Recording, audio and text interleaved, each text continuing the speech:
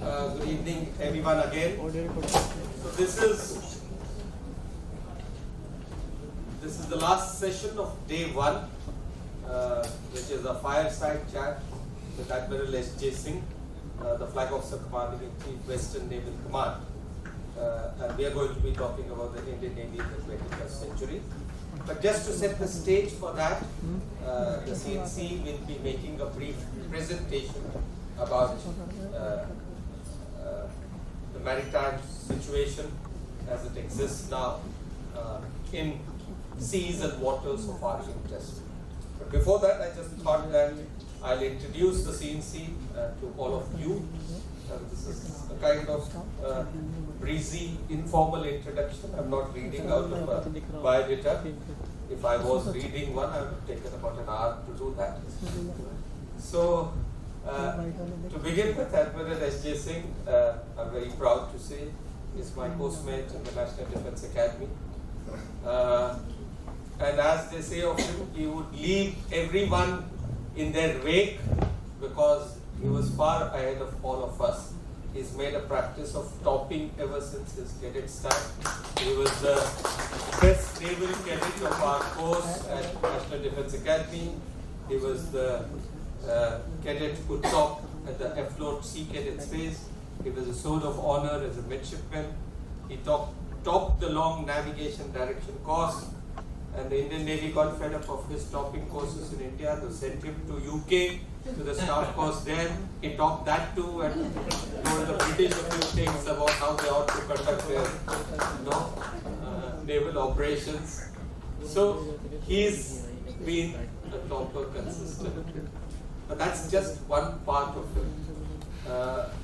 Admiral S.J. Singh brings to the table huge and rich experience across several verticals. Operationally, he's been there in all frontline assignments as a navigation direction specialist. They are the operations officers of the ships.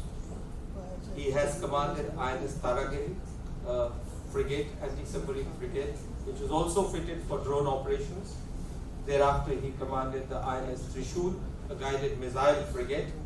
He commanded the premier Western Fleet here, and now he's in charge of the Western Naval Command, the Navy's most operational command, the largest operational area.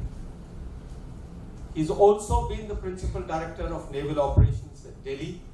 He was as a two-star admiral in charge of our network-centric operations. He was also briefly the officiating director, general naval operations, when several significant things were happening on the operational sphere. He's had a diplomatic stint in Tehran as our naval attaché, and again during very, very significant times when that region was in tumult. He's been a rich part of the Navy's training vertical. He has headed the Navigation and Direction School. He has headed the workup team in Mumbai. He was the flag officer sea training after that, so he was virtually heading the sea training aspect of the Navy. He has done a lot of job in human resource development as a director of personnel in naval headquarters, and thereafter as a controller of personnel services. He's had a purple beret assignment with the IDS headquarters. Above all that, ladies and gentlemen, he is an academician who holds a plethora of degrees. He's got multiple masters in sciences and social sciences, culminating with a PhD degree. He's a doctor. He's a PhD from Mumbai University. His thesis was about Iran, so you can talk to him about that some other time. And he's also played a lead role in articulating Navy's role by being the author of several doctrines, the most important one being the India's Maritime Security Strategy that was released in 2015 and which won a lot of global acclaim for the way and manner in which it was written. So I think you have a person who has had a ringside view of almost everything that obtains in the Navy, and we couldn't have had a better person than him to speak today, particularly because he has been very reticent. I don't think he has. It's probably for the first time we have Admiral S.J. Singh in a public forum here in Mumbai. So, all yours. Dr.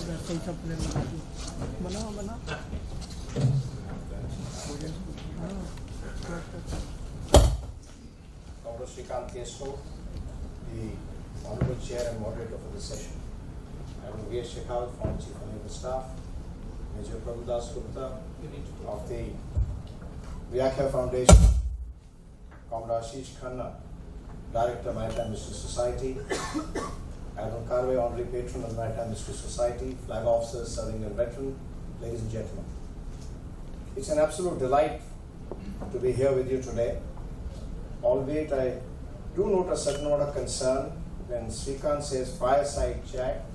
I don't know which side and which fire will I have to deal with. But having said that, I'm absolutely delighted at the coming together and collaborative efforts of the MHS and the Vyakhya Foundation in bringing together a synthesis of insights into both military and maritime issues. I think it's a wonderful way forward. This is the inaugural time.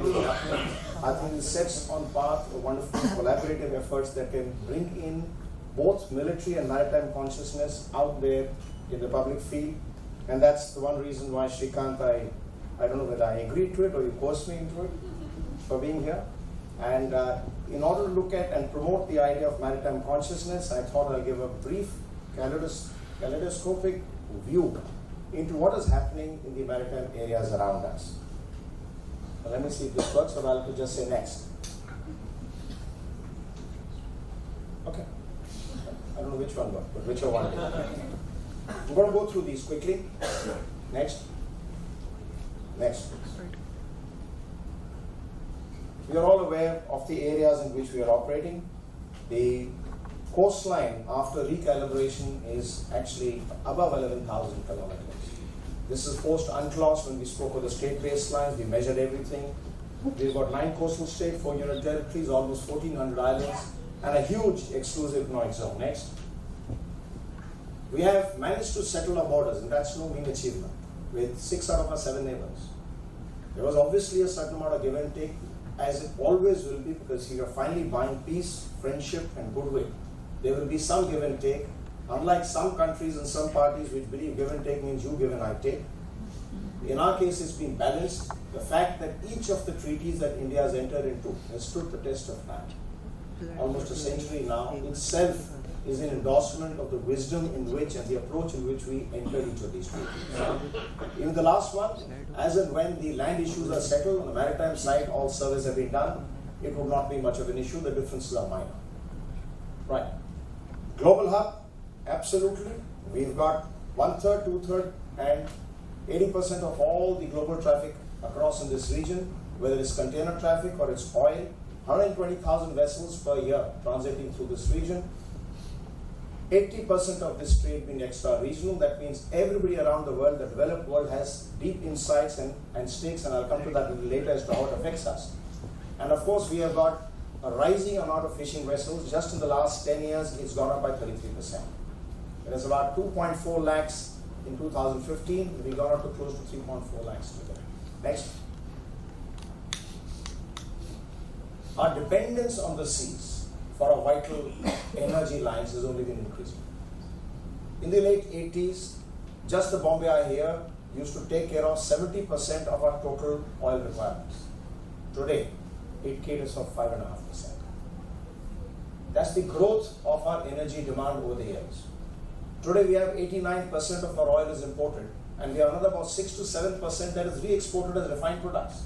So our total dependence on the seas, if you add that with what is offshore, is touching a staggering 96.5% on the seas. Only 4.5% of our entire total need is met from onshore. That means if those sea lanes are disturbed, you can imagine what impact it will have on national growth and prosperity. Similarly is the case for gas. Of course, the rise is slightly lesser, but that itself is a huge field that's growing. Next. Over the last 2 to 3 years, our traditional import patterns have changed somewhat. So we have been trying to change it over the last couple of decades, not to be over-dependent on any one region. Persian Gulf, traditionally, over the last 20 years, has been between 6 to 65% of our import zone. But we have been expanding, trying to reach out to Venezuela, the west coast of Africa, Southeast Asia, other places, Russia. And now, over the last couple of years, we've been able to finally balance out our oil imports on both seaboards.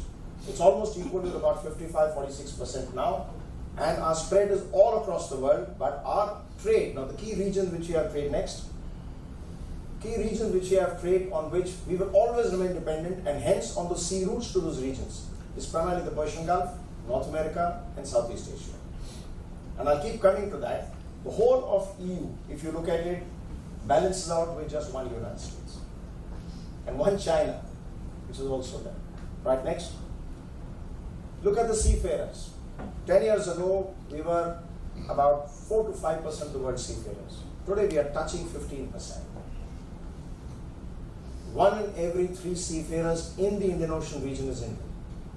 80% of our seafarers are actually operating on foreign bottoms, and I'll come to that also. There are double reasons for that. So the safety and security of not just the shipping that I mentioned, not just the shipping lanes, but also the Indian citizens, because in this region, 1 in every 3 ships is fully Indian. One third of the crew on all the ships is Indian. Next.